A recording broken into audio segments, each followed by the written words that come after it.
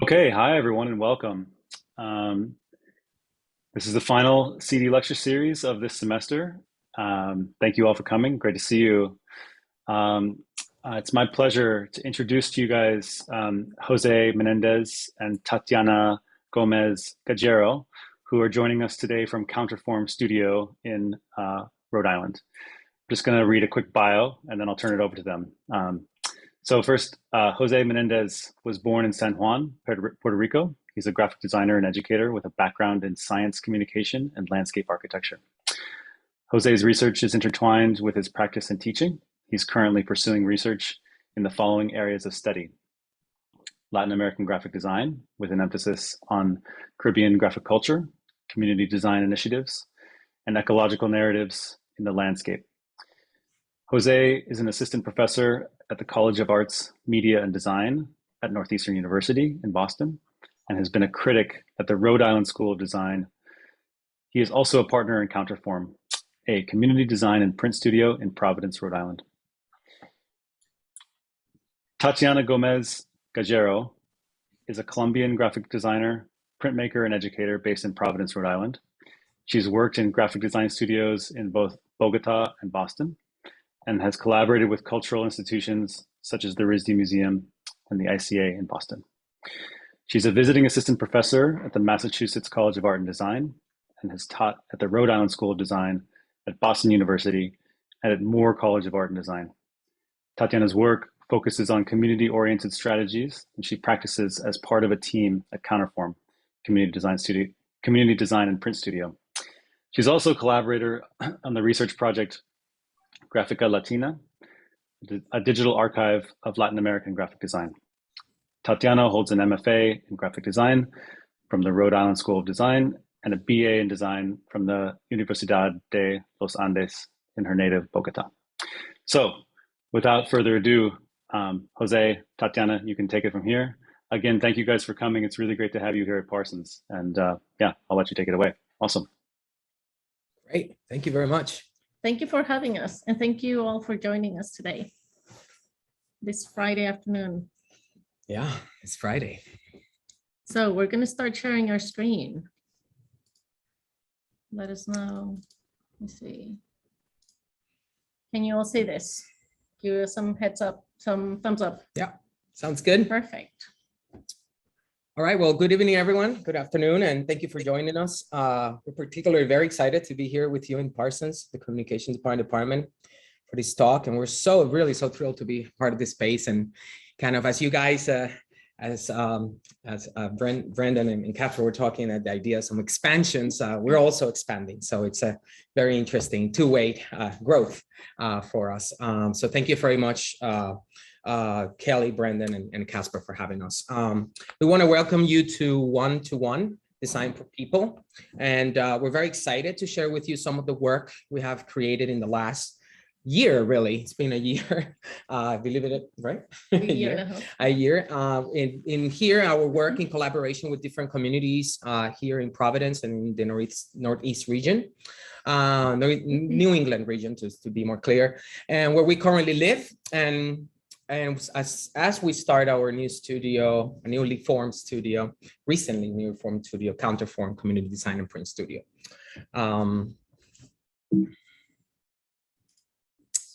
I am Jose. Thank you, Brendan, for introducing us, and Tatiana. This is me. And this is sort of like what we do. Just get ourselves out there. This talk, it's about not only how we practice, but also the things that that also are involved, the behind the curtains, perhaps, of having a studio of two as we move and growth our work and our discipline. And how there's so much making in that process, and we love it. We met at RISD when we were studying our MFAs, and we got married last year. We were talking earlier before the Zoom. We got married right that week where Corona, where everything kind of happened, and in March last year. Yeah. So all of this happened, kind of this moment happened right before we got hit by this climo-political Corona a corona chaos. Corona A chaos. corona chaos. An overwhelmingly perfect definition of 2020 by Brianna Olson. She's the editor of the new Farmers Almanac, a great project and great organization with the Greenhorns that we were able to collaborate. And most of the work that you're about to see today is the work that we have developed very much since COVID. Now, very important to say the work in the output, but the relationships and all this kind of stuff that when we talk about community work really takes time to simmer, takes time to build. So many of these relationships started before. Even COVID, before that, right? I moved here to Providence in 2015, 14, something like that. And so we've been kind of being members of the community for quite a while. So this, we'll start by talking about our idea of community and what it means to us, and walk you through some examples of our responses to this. They call it up here in the New England region, those wicked times through design, because most of the work that we have developed recently is linked to the community that surrounds us. And so we want to share our experience around this question on how to aim to build strength, confidence, and trust in our communities through design by doing what you can with what you have. And I think that's sort of our main idea, our motto. So, and since we're talking about community, it's important to aim to define it. So what is community, right? What community is what brings people together. But, you know, we look up some destinations and pull together the ones that resonated more with us as we were trying to convey what we're trying to do. And we know that a community is a body of people who live in the same place, usually sharing a common cultural or ethnic identity, hence a place where a particular body of people lives. So geographic. It's also a unified body of individuals with common interests living in a particular area. So it's not geography, but it's interest, right? So things that we kind of care about, music, perhaps arts. The arts. Yeah, culture. Or design. Or right? design, yeah. Communication design. And a community is also a social unit with commonalities such as norms, religions, values, customs, or identity. And with this in mind, what does building community mean? I think that's kind of this sort of idea that we've been trying to do through all this time. Sociologist David Brain resonated a lot with us when we says that community is something we do together. It's not just a container. So almost up to this point, this kind of this kind of definitions always put people in places, right? But containers is not what we do in a community. Community is something that kind of builds up on its own, and it has its own kind of behavior. So people working together with shared understandings and expectations that would provide a place of strong community.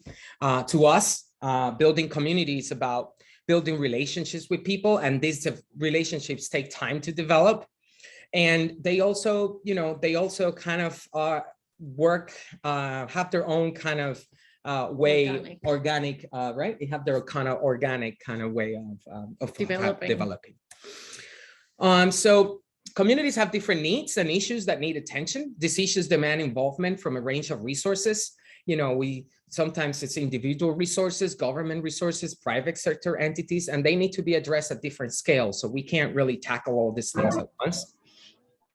And the last year we've seen, that our communities have been struggling a lot, right? And what we've been trying to do is sometimes this idea of everything that's happening is very overwhelming, right? And what we have been trying to do is thinking about like how we as graphic designers, how can our work and our strategies, help further efforts within our community from where we are, right? So today we will share some of the work that we have created with this question in mind, and we will show you strategies that respond to our community as the center of our work. As we're interested in creating work that respond to different sectors, such as the art and culture initiatives, education, environment, health, research, and social justice, which is in an interesting way, it's sort of what we started. And these things are not meant to be separated. They all overlap with each other, and they are cyclical, and they perhaps happen in between each other. So this is basically kind of that that kind of center to us, that has been, you know, that has given us sort of the work that we've developed under a project that we've been working, which is called Counterform. And Counterform was formed as a response to the needs of our surrounding community in creating strategies that strengthen communities through art and design initiatives. Counterform is a community design and print studio. We're a research-oriented and project-based design studio where we apply a multidisciplinary approach and combine visual communication strategies with crafts of, or the art of printmaking, traditional art of printmaking, along with community development initiative for organizations, institutions, and businesses. And here we're thinking about a lot of projects that can really benefit from communication design strategies, and most times don't have access to a graphic designer, whether it has to do an understanding of what we do, or whether there's lack of resources, economic, human capital, or even the nature of the community work, which is most times happen very organically. And you're all communication designers and are familiar with this top principles, right, of form and counterform, or figure and ground, right? But for us, you know, in typography, counterform is the space that exists within and in between letter forms. And letter forms cannot be read without the space that surrounds them. And for us, counterform is a metaphor to the way we want our work to respond to the needs of the members of our communities through art and design strategies. And as you can see here, we are the design team, Tati and I. Delia Rodriguez, it's a community developer that she's been here in the area of Providence, working for the Latino community for about 25 years, right? Something like that. Mm-hmm. And then we also we partner with printmaker, master printmaker, Jack Bidone. And Jack Bidone has been in here in the community of Providence, been a printmaker for about the same time, we would say, and he's been, you know, well known for his education and classes and workshops to the Providence artists. And we have been working on in the space for a couple months. Finally got our massive letter presses there, and have been very recently opened the space for clients and friends to visit.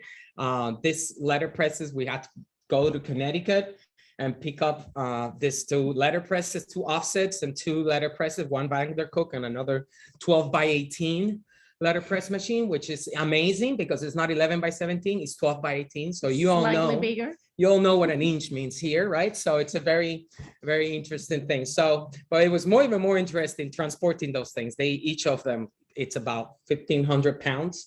So these things they really take, it takes a lot of planning to move these cars, as we mentioned, old cars. So we're gonna start then talking about kind of these engagements that we have through different projects. And I'm gonna let Tati go ahead and start. I'll start with a project we recently did this year called Murmurations. It is a tarot card set. And it is a fundraising project for the Providence art-based organization called AS220, where we actually have the privilege to live. And AS220 provides affordable housing, art spaces, theater, music. They have a restaurant and a print shop, right? And Murmurations is a tarot card set made to bring more than 80 artists together of the AS220 community during the pandemic, because a lot of people couldn't actually do a lot of work. And so this was a way to connect with people while doing a project that would lead to fundraising for AS220. And Murmurations are formations of starlings, right? The birds, and that fly at dusk and make these beautiful formations in the sky. And we used that as a metaphor to represent the group of more of 80 artists who collaborated in the project. José and I designed the packaging. We were invited to design one of the cards each, but we also designed the packaging and the back of the card. And we wanted to evoke the Murmurations while using this typography called Artemis, right? Just because there was so much, so many graphics, and we just wanted this to be like a different kind of element to bring the whole artwork together. And this is a very mystical typeface that amplifies the character of the tarot card set. These are the 2 that we designed, and the one that designed the Queen of Swords was the one designed by the Ryan Dean, who organized the project and partnered with us during the whole process. And what's interesting about this this project is that was fundraising project, and we print them and package them and deliver them, and people love them. And it was just a way to kind of have a traveling gallery in a way, in times of distancing. Another project that in terms of education that we have collaborated through this year and a half now, it's Viva Fall River. And Fall River is a town about 30 minutes away from Providence. It's in Massachusetts. So it's the southern part of Massachusetts. And and with this collaboration, we have worked with a nonprofit organization called Yeah starts for our youth experiencing artistic hope. We partnered with them and started doing workshop with young kids. They're 17, 18 years old prior to senior year of high school, and they get paid to take classes with us and to do work with the community. So we output work with them. We have taught foundations of art and design with the students, and we have also created strategies for the community like this one to strengthen the downtown of the Fall River community through projects like the Viva Fall River mural. This mural was designed and executed by the students of Yeah and us. Again, we bring an uplifting message of a hardly affected commercial district hit by COVID. And the mural serves as a celebration of the pride of the city, as well as a welcome to the city of immigrants. Viva Fall River is a song. It's an excerpt from a song from a Portuguese singer, kind of like Viva Las Vegas, but by Elvis, but by this guy, Jorge Ferreira. And he lived in Fall River for a long time and wrote this song as a tribute to the city before welcoming to these immigrants. We use Feijoa by Clean Type Foundry and just put it out there.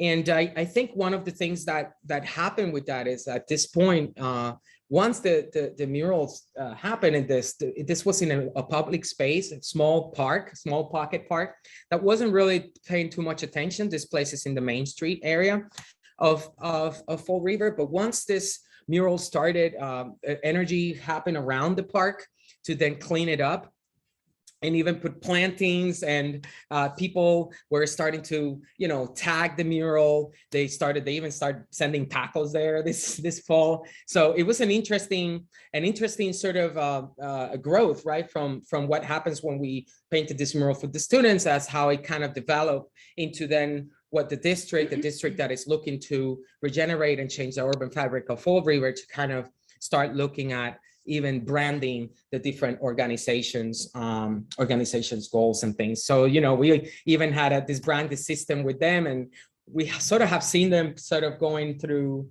different outputs, right? Whether jackets, umbrellas, just coming out into the different parts of social media and the place.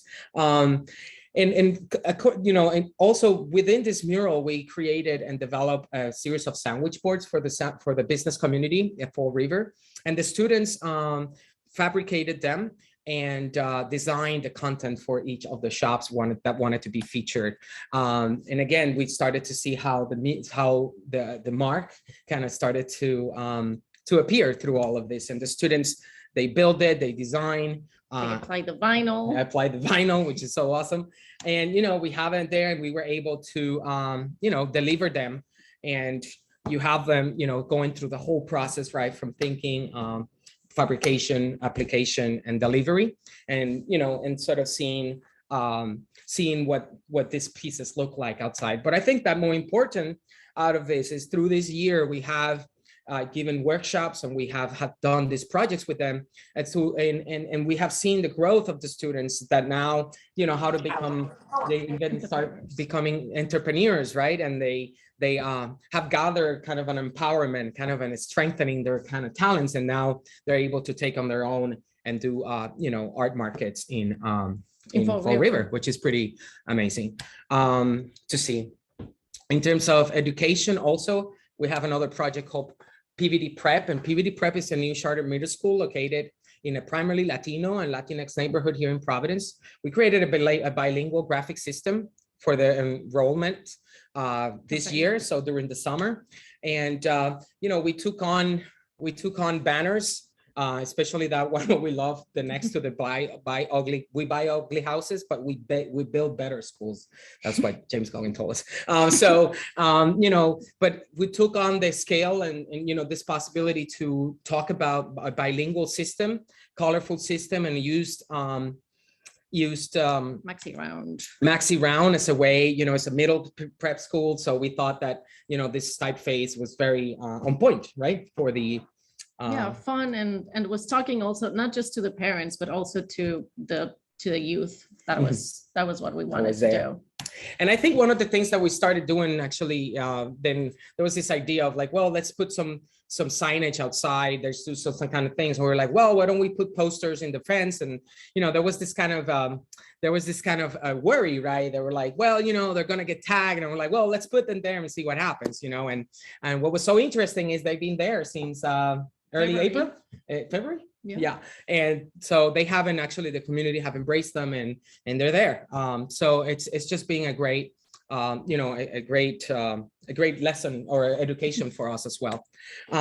We have also designed some of the posters inside the school as well, to kind of engage with the students, not only the content for the school, but content in terms of different classes, and work with professors to create quotes and to develop the graphics inside the classroom and outside the classroom. So, it continues to be a great collaboration with the school and with the instructors there, as they kind of try to find ways to engage the students graphically.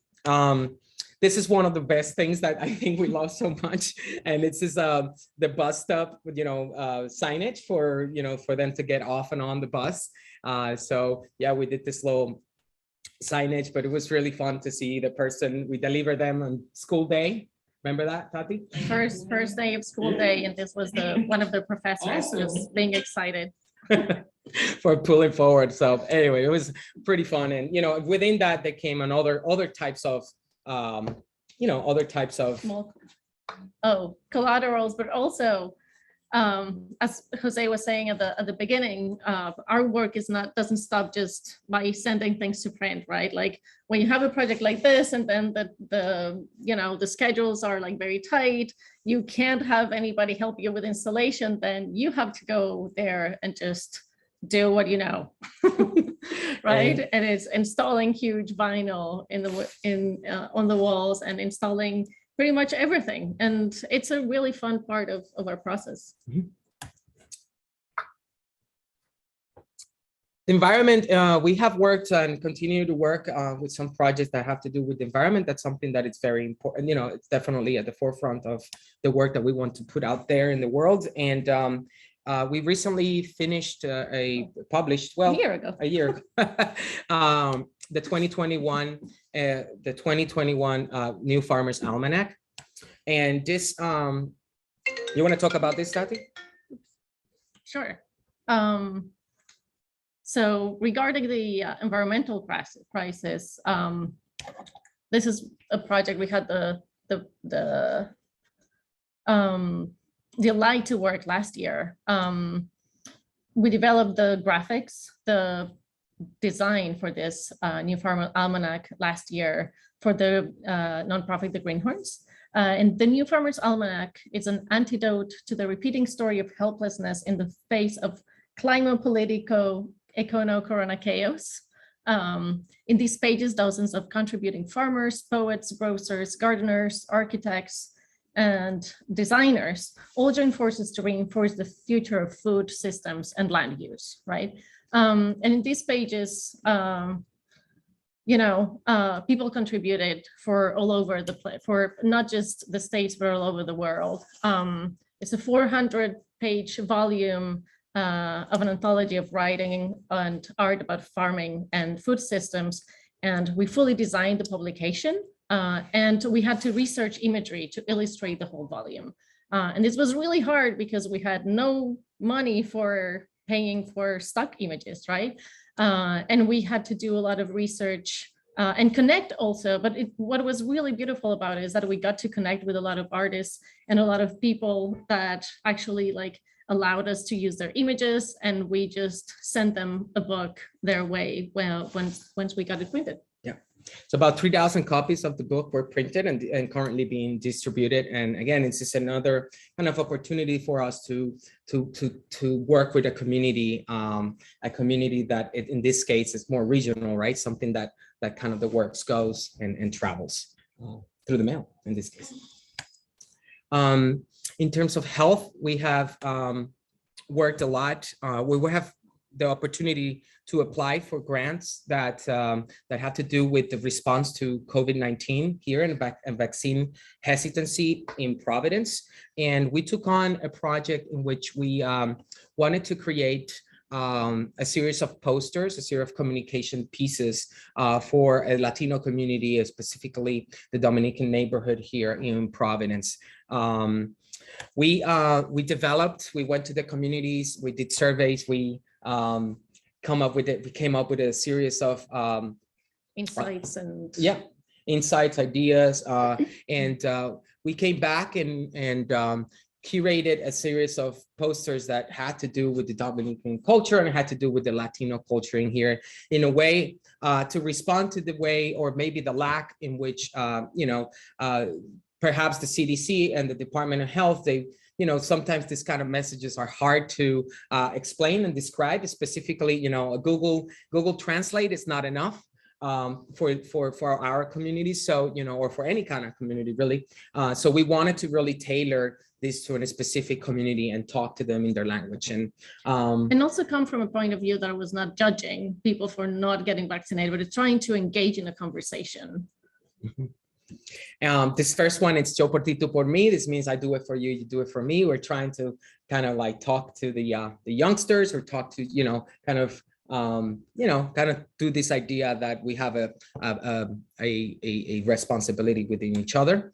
One of the things that people were talking about is if they got COVID was they will miss the taste of coffee. That's something in Latin American culture. We probably know that, but one thing is knowing it, and the other thing is like they tell you. So we developed, a poster for that as well. And something that this poster, for those of you who don't know Spanish, it translates, "Don't lose the taste of coffee." Yeah. No te mueras soñando it's a translation. It pretty much talks about the idea of don't die daydreaming. Don't die daydreaming. And the daydreaming, it's a milkshake, a drink from Dominican Republic. It's an orange cream. So we were just playing with the language in there and kind of to resonate to them.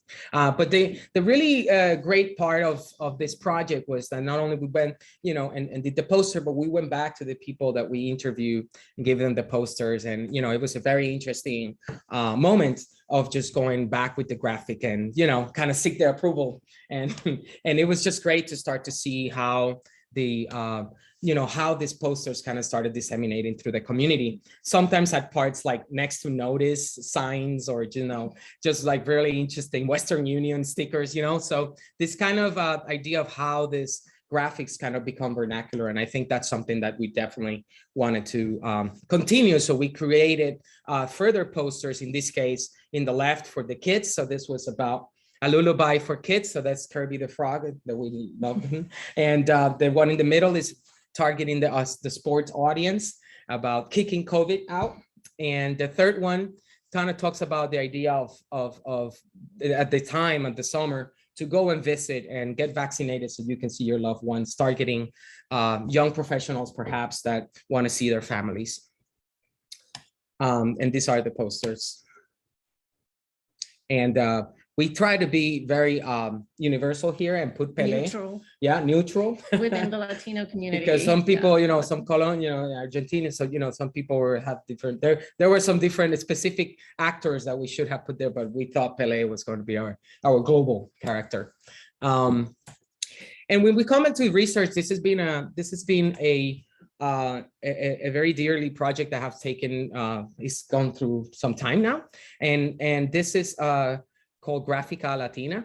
And Gráfica Latina is a project on Latin American graphic design. It started a couple years ago through my master's degree research and has been funded through a couple of research grants at the Rhode Island, from the Red School of Design, from Northeastern University, and a little bit here currently from the state of Rhode Island. And this project, as practitioners and teachers, we understand the lack of resources that showcase a combination of graphic design work developed in Latin America. And that's why we're launching the first phase of this online archive called Gráfica Latina, which is a bilingual publications for students, academics, and enthusiasts alike. We have entries on design history and also an index of Latinx designers for people to check out. And we also want people to contribute to this list. So everyone is welcome to share references with us through the form in the website, through the email, right? And if you're interested, if you have research that you want to publish, just reach out to us, to our emails. And all the information is in graphicalatina.com. We'll share with you the link at the end of the lecture. Yep. So you can always reach out to us. We want to make this grow. It's just, for us, it's just the two of us, so it's hard. But I think that basically the idea of the website is we are curating the content, and we have already some curation, so some travels and some material that I have gathered from Cuba and Puerto Rico.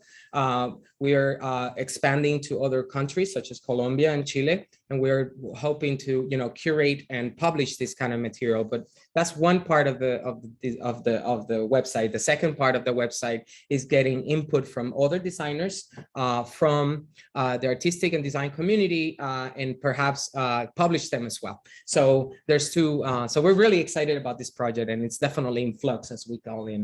It's been very excited to publish it like a month ago.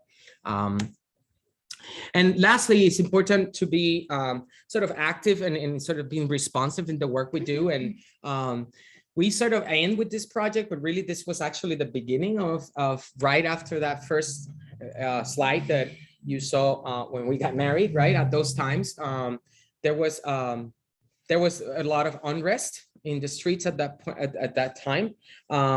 This is a project that connected us directly to our surrounding community through agency and making, at a time where we were hurt and had so much to say. So we all so often face this overwhelming feeling that there's so much going on around us, and that is true. There is a lot of things that are going on in our streets, but we like to think that there are also a lot of opportunities for making change within our reach. This is in an effort to say something visually while using the resources that we had available at the time. We were able to invited to join a print like You Give a Damn collective here in Providence, and AS220, which is where we live, the nonprofit organization. And this is how it started, the whole partnership. We really were just collaborating with Jack and our friend and master printer, where we designed and printed a series of posters that responded to the social unrest happening, both on a local scale and a global scale. And this was really just moments in which we go design for like an hour and then get in there, half hour, get in there and print for like 7 hours, learning how to work with an offset machine, separating colors, setting up machines, fighting and learning how to use it. Fighting the monster. And, so this kind of moment, and then outputting this work, right? We'll put them in carts and then they will be delivered to the protest and to the different community organizations that we're having. So our goal was to connect with the public through messaging that was direct, uplifting, and inclusive. Through translation. Mm-hmm. Through translation, typography, graphics, and color, right? For example, the blue and yellow called Libertad and Freedom is a poster that commemorates Juneteenth. Change is Inevitable is a tribute to Emory Douglas, the designer of the Black Panthers movement. And My Body is Mine, Mi Cuerpo es Mío celebrates pride, and in general also speaks to the importance of freedom in women's bodies, right? Which is still resonating with us right now. This is how the posters were distributed. This is downtown Providence, and this is part of the collective right here. yeah, this is how sort of we started to see how these graphics started to not only populate this, the people, being in the people's hands, but also started to be populated around the town. So whether it was in commercial businesses, inside restaurants, coffee shops, and I think that kind of growth on its own kind of lead us into then Brown University to ask us, the collective, to then create an exhibit that was displayed September through December last year as a way to kind of welcome back the students and kind of a time of voting and a time of elections. So we named it State of Urgency. And what's thing that was very interesting about this space, due to COVID reasons, the gallery was closed. So it was only meant to be viewed from the outside. From the outside. So we thought this was a very great opportunity because our posters kind of were viewed from the outside, or they were put often in people's windows or commercial windows. So that gives us this opportunity to then get Sony from Clean Type founder to put it at 10 feet and just say rise up, right? And kind of see that kind of graphic messaging coming up in where we will display the posters and kind of show also videos of how we make it and the process of making the posters. And where they were living, and almost using those walls as the last poster, right? As like this huge poster from people to see from outside. Yeah. So it was a very interesting kind of way in which how we started everything with really one print, and how it kind of grew into a curation of work. What's on our desk today, literally today, after we leave you, we are opening a show called Splitting the Rent. This is a group collaboration with some artists that we are taking on a space, and we are collaborating with this. That would be our second show, and we're just very excited about it. I think that's that people that picture me talking about vinyl. That was last night. Just curating, doing digital content, printing a catalog, and just really putting the work out there. But it's more than anything in times of COVID, in times of kind of social distancing, the idea or perhaps the core of this whole thing is that it's about people, it's about communities, about these relationships. And that, I think that's what we have learned, and it's learning how to build trust and how to work incrementally, and how to kind of create spaces for conversation also through our networks. And I think that what's really beautiful about this project that they have, they're called Open Cold Rhode Island. They're just starting, they're providing spaces for artists who have no space to show their work, really amazing work.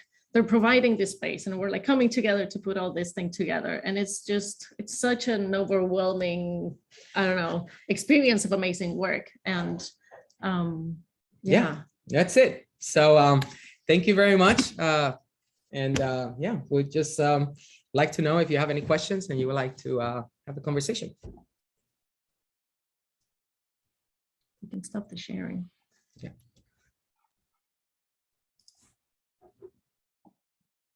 Tatiana and Jose, thank you so much. That was fantastic. It's really a pleasure to see your work. And yeah, we can open the floor for questions if anybody wants to speak up. I'm not seeing anything in the chat yet.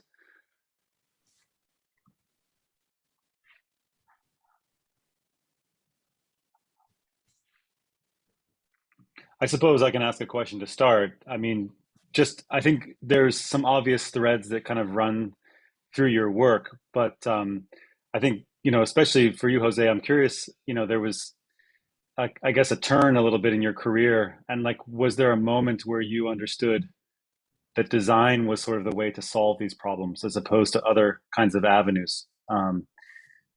Obviously, you've pursued other avenues, like literally, right? So I'm curious if there was like, how did you come to understand like this was the answer? And I address this to both of you, of course, but I just know that just from reading your bio that you had this kind of like other background. So I'm just curious, was there a kind of epiphany that you had or something, or like how did you come to this realization, if that makes sense? That's an incredible question. I think that's something that we talked about a lot within ourselves, and I think it's personally for me, I always was interested in public space, and my practice prior to, I spent as a landscape architect, was very interested in the public realm, right? So that's something, and social spaces, and kind of create public space for people. And I think that was something, a common thread there that I continue. But I was more interested about the idea of storytelling and narrative. And I wanted to do that, I think, rather than just kind of be participating on those kind of conversations. And I think that's what led me into the graphic design program at RISD. Once I finished, I worked in a project that was involving the community, and we did the sculptures for the river, to talk about, you know, resiliency and climate change with the Department of Landscape Architecture, because there was those kind of moments, along with scientists in the University of Rhode Island. And that led me into think about ideas of narrative, right? Narrative in terms of climate change, in terms of environmental problems that we were facing. So I wanted to kind of do that. But when I was in school there, I felt like there was always something that the conversation will never go beyond to a certain point, because I felt, in my opinion, right, I felt that there was a lot of research, but not a lot of making, not a lot of making. And I think that when you went to school in marine science, yes, after RISD. And I think I came from that sort of idea of publishing, of doing work out there and engaging with communities. And I felt that although I learned a lot at the point of science and understanding the scientific process and how to write about things, there was always that kind of stop, right? Where because these are wicked problems. So climate change and things like, you know, this is hard to solve. It's actually kind of really hard to solve, right? So I think that I decided that I think this was the way was to take on ourselves, to make things ourselves, to try to start small, to try to, in whichever way we can, right? And start conversations, right? And build trust, talk to people, and see how can we create change, in this case, from the bottom up, from ourselves, outputting work out there, and see how that worked out. And this was a project. There was, in Counterform, we've really just started as a project of trying out to see if this kind of I don't know, ideas, thesis perhaps, yeah, you know, was possible. And I think it's been interesting to see it evolve. But Brandon, yeah, I hope that I answered your question. Yeah, that was fantastic. Thank you.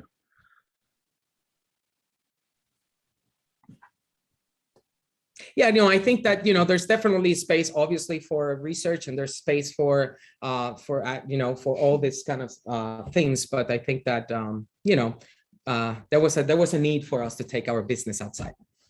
Well, the making is very present in the work, obviously. I mean, that was clear in the presentation. But there's one comment in the chat that I'll just read. Just a comment that, as a Latino designer, this is awesome to see, and specifically as a Brazilian, you have my approval on the Pele poster. Woohoo! Thank you, Alex. Jack is going to like that, Alex. That's from Alex Silva. Sorry. Yeah. Thank you, Alex. Other questions that anyone would like to ask? Feel free to speak up, or if you want to put something in the chat, I can read it. Brendan, maybe I can follow up with a question.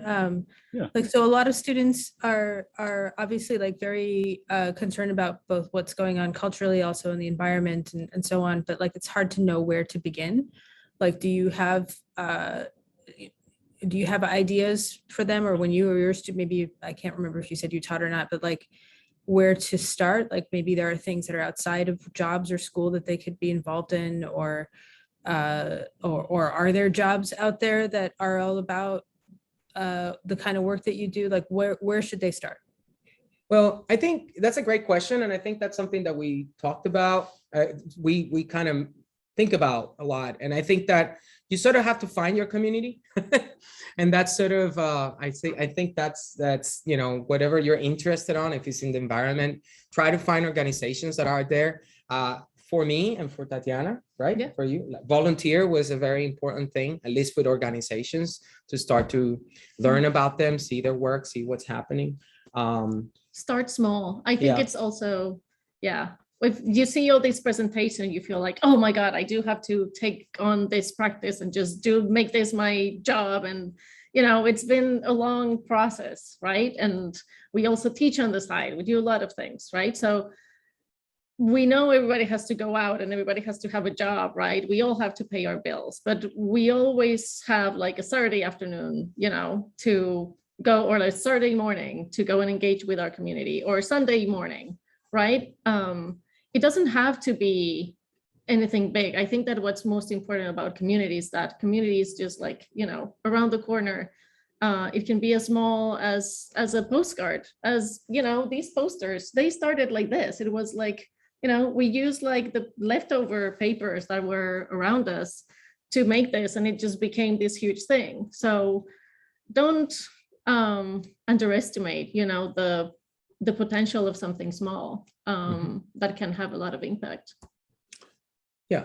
Yeah. And I think that, you know, definitely, you know, knocking the doors of organizations. The good thing, I think, it's that everyone needs a graphic designer. So soon enough, they're gonna require your help. They're gonna want you to help you. You know, I think I remember my time in, at least in these organizations in the here, I was like, hey, did you need, like, I see that's kind of that signage there for this opening. It's kind of like, you need help with that? I'm like, oh, okay, yeah. Next time, come the next day. Hey, you know, I saw that signage is still there. We can just do it. I can do it just quickly. Just tell me, right? So it's just, there was a lot of that, but you know, just be ready, you know, because I think that people do need graphic design. I think everyone really, because it's communication, and we all need to communicate no matter what we do. So just find that community, find that place that you love, that you want to, that you identify yourself. Find that place that you want to bring your work in, you want to bring your output, that you want to do, you know, you want to collaborate with, and make proposals. And make proposals and do it yourself. And then also sit down and listen and learn from the community. A lot. I think that's important also as you start engaging with the community. And I think that's probably the biggest part of all of it. It's really just being in the site. I think designers, or being in design school, sometimes the profession, sometimes the way that things are done, we get over, you know, saturated with ideas that everyone needed us, and that everyone needs to kern their stuff, or wonderful letting, or there's, you know, and that's not really the reality out there. So you know, being humble about that, and just to wait your time, and, you know, just be ready when they need you. Actually, I do have a question about, since both of you work obviously in close partnership with each other, would you have any advice? Yeah.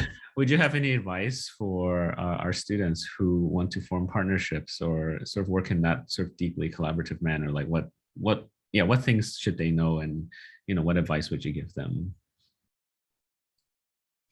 That's a really good question. I think communication, right? Yeah, I think that, yeah, important. find someone that, you know, we, you know, I think the true collaboration comes from expertise, and true collaboration comes from you know, from kind of bouncing ideas back and forward, right? And sort of understanding that kind of, you know, I learning your, like, understanding the strengths of each person. In the strengths, yeah, I think that's, to us, is the most important. Like, there are things that Tatiana is just amazing at, right? And there are things that I know I can do, or there's things that we need both of each other, but really understanding those spaces, I think those boundaries and spaces on what this is your, you know, because yeah.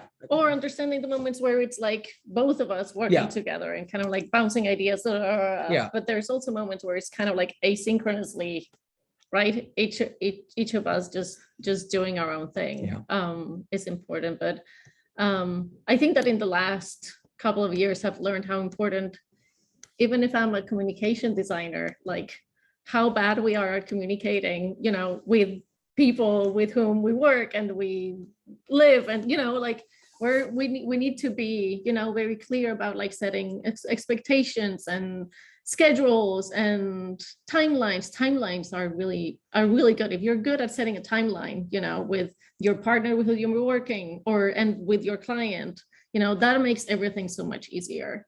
Yeah. Because what is that? There's that church that Gaudí built. Oh yeah, the Sagrada Familia. The Sagrada Familia, you know, it's been built since who knows when, since ever. So, you know, we don't want our work, and I don't want you guys' work, or your classes or your projects to become that church, right? So things have to end, at a point, and there's always a deadline, and you have to finish things and move on. And I think for us, we're kind of biased here because, you know, we married, right? We married our partner. This is, you know, so that's more of a, it's a compromise, right, through life and many different things. So if at least you're not planning to marry the person you're going to work with, at least set up some boundaries and kind of play from each other, you know. They're different, you know, at least us for Counterform, it was very important to partner with members of this community that are in the community, are doing work for it. That was something that we felt that even though in the examples of design, all the design offices that we saw, that perhaps a community leader wasn't included or a printmaker, you know, we wanted to kind of level that playing field and kind of see, try a project that is holistic, you know, to kind of play that, yeah, kind of bring my printmaker and my community advocate and leader in the same table, and we make decisions. And, you know, so I think it's about multidisciplinarity, you know, so we don't have to only talk to each other, you know. We could talk to other professions, other designers, you know, other, you know, a sociologist. We can talk with, you know, we can talk with scientists, you know, they're all here, you know, so there's just, you know, find people that could take your work that could further your work and further your ideas, and find them. And once you find them, create collaborations and try something and see what happens. You know, the thing is, everything has to start somewhere. No, absolutely. Yeah.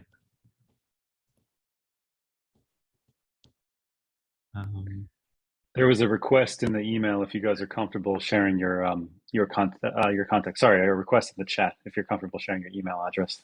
Yeah, sure. Oh, sure. Yeah, cool. Yeah. I think it's in the website too. Yeah. But we're happy to. I'll share also the link to Graphica Latina. I Yeah. forgot to do that. Awesome. Okay, we're coming up on time. Yeah, any other questions or thoughts from the room? Thank you, Tatiana. Yeah, of course.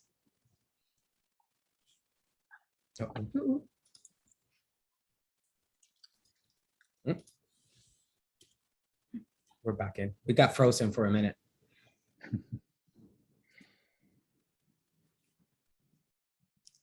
I think we're seeing some students leave for their classes. I do want to say thank you so much for spending the time with our students and giving your insights. Really appreciate it. Thank you very much. Thank you, Gaspar. Yeah, thank you guys for coming. It's been a real pleasure. And yeah, for everyone else, this is, as I mentioned earlier, our last lecture for the semester, but we're going to start up again on, let me double check my calendar.